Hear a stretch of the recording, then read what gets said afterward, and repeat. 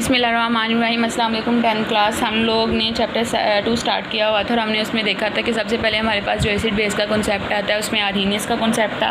उसके बाद हमारे पास जो कॉन्सेप्ट था वो ब्रोंस्टिल-लोरी कॉन्सेप्ट था। आर्हीनियस के मुताबिक एसिड ऐसा सब्सटेंस है जो पानी में H पॉजिटिव देता है और बेस ऐसा सब्सटेंस है जो पानी में OH नेगेटिव देते हैं। ब्रोंस्टिल-लोरी के मुताबिक एसिड प्रोटोन देता है और बेस प्रोटोन ले लेती हैं। आज हमने थर्ड स्टेप पढ़ना है, वो है लीविस कॉन्सेप्ट। सबसे ज़्यादा माना जाने वाला जो कॉन्सेप्ट है वो हमारे पास है लीविस कॉन्सेप्ट। इसके मुताबिक एसिड एक ऐसी चीज़ है जो लोन पेयर को एक्सेप्ट करती है और बेस एक ऐसी चीज़ है जो पेयर ऑफ इलेक्ट्रॉन या लोन पेयर ऑफ इलेक्ट्रॉन को क्या करती है, डोनेट करती है। यानी एसिड ने इलेक्ट्रॉन को एक्सेप्ट करना है और बेस ने इलेक्ट्रॉन को डोनेट करना है। अब हमारे पास एग्जांपल है अमोनिया की और बोरोन ट्राईफ्लोराइड की। बोरोन ट्राईफ्लोराइड तीन फ्लोरीन है, इसलिए इसे क्या नाम देना है, ट्राईफ्लोराइड का।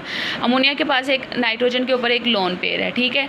अब ये इलेक्ट्रॉन जो ये बॉन्डिंग में हिस्सा ले रहे हैं इन्हें बॉन्ड पेयर का नाम देना है। ये इलेक्ट्रॉन बॉन्डिंग में हिस्सा नहीं ले रहे, इन्हें क्या नाम देना है, लोन पेयर का नाम देना है, ठीक है। अब क्या होगा, अमोनिया के पास ये जो अनशेयर्ड पेयर ऑफ इलेक्ट्रॉन है ये डोनेट कर देगा किसको, BF3 को।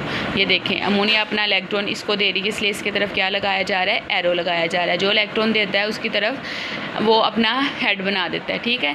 तो एरो जो होता है वो एक्सेप्टर एटम की तरफ होता है। अब आपने 9th क्लास में एक बॉन्ड पढ़ा था जिसका नाम था coordinate covalent bond. Coordinate covalent bond ऐसा बॉन्ड होता है जिसमें इलेक्ट्रॉन का शेयर्ड पेयर सिर्फ एक एटम दे, यानी इलेक्ट्रॉन की शेयरिंग तो हो लेकिन शेयरिंग में मौजूद जो इलेक्ट्रॉन है वो सिर्फ एक एटम फ्राहम करे। अब देखें इन दोनों के दरमियान शेयरिंग तो हो रही है लेकिन शेयरिंग में जो मौजूद इलेक्ट्रॉन है वो सिर्फ एक एटम दे रहा है और वो कौन सा है, नाइट्रोजन। इसे क्या नाम देते हैं, कोऑर्डिनेट कोवलेंट बॉन्ड का। या फिर इसका दूसरा नाम क्या होता है, अडक्ट होता है। इसी तरह हाइड्रोजन है, हाइड्रोजन के पास कोई इलेक्ट्रॉन नहीं है, वैसे हाइड्रोजन के पास एक इलेक्ट्रॉन है होता है।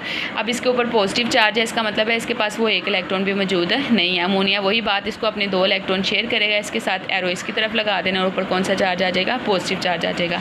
अब बात ये आती है कि यहाँ पे पॉजिटिव चार्ज नहीं है लेकिन यहाँ पे पॉजिटिव चार्ज है। जब एक एटम इलेक्ट्रॉन को लूज़ करता है तो उसके ऊपर पॉजिटिव चार्ज आता है, जब वो गेन करते हैं तो उसके ऊपर कौन सा चार्ज आता है, नेगेटिव चार्ज आता है। अब इसके ऊपर पॉजिटिव चार्ज आएगा, इसके ऊपर नेगेटिव चार्ज आएगा, दोनों क्या हो जाएंगे, कैंसिल हो जाएंगे। लेकिन यहाँ पे देखें ये जैसे ही निकालेगा इसके ऊपर पॉजिटिव चार्ज आएगा और इसके पास पहले ही पॉजिटिव है, जब इसके पास जाएगा तो इसका सिर्फ पॉजिटिव ख़त्म होगा, इसके ऊपर कोई नेगेटिव चार्ज नहीं आएगा। इसका मतलब है ये जो पॉजिटिव चार्ज है ये एज अ होल इसके ऊपर आ गया।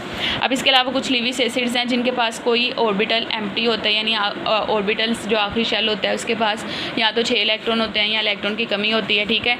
तो उनके पास जो होते हैं इलेक्ट्रॉन कम होते हैं इसलिए वो इलेक्ट्रॉन को हासिल कर सकते हैं, इसलिए वो लीविस एसिड के तौर पर काम करते हैं। जैसे BF3 वगैरह आ गया, जैसे हमने ऊपर एग्जाम्पल देखी थी, या AlCl3 वगैरह आ गया।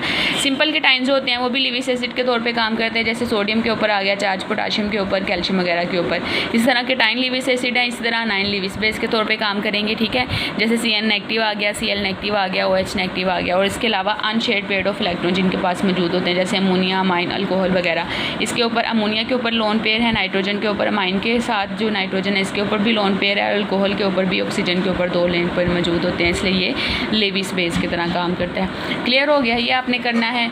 उसके बाद आपके कॉन्सेप्ट कंप्लीट हो गए हैं, इसको अच्छे तरीके से आपने बेटा याद करना है और ये आपका सारा आपने याद करना है। रीडिंग एक बार आपको कर देती हूँ। कहता है क्या है, एसिड वो सब्सटेंस होता है जो एक्सेप्ट करता है पेयर ऑफ इलेक्ट्रॉन और बेस वो सब्सटेंस होता है जो डोनेट करता है पेयर ऑफ इलेक्ट्रॉन को। रिएक्शन है अमोनिया और बोरोन ट्राईफ्लोराइड का, कोऑर्डिनेट कोवलेंट बॉन्ड बनता है अमोनिया और बोरोन ट्राईफ्लोराइड के दरमियान, क्योंकि अमोनिया अपना डोनेट कर रहा होता है इलेक्ट्रॉन पेयर और बोरोन ट्राईफ्लोराइड एक्सेप्ट कर रहा होता है इलेक्ट्रॉन पेयर। आपने ये वाली एग्जाम्पल्स नहीं करनी जो मैंने लिखवाई हैं, वही वाली आपने एग्जाम्पल्स करनी है। मैं उसकी पिक भी भेज दूँगी, इसको काट के आपने वो वाली लिख लेनी है, ठीक है।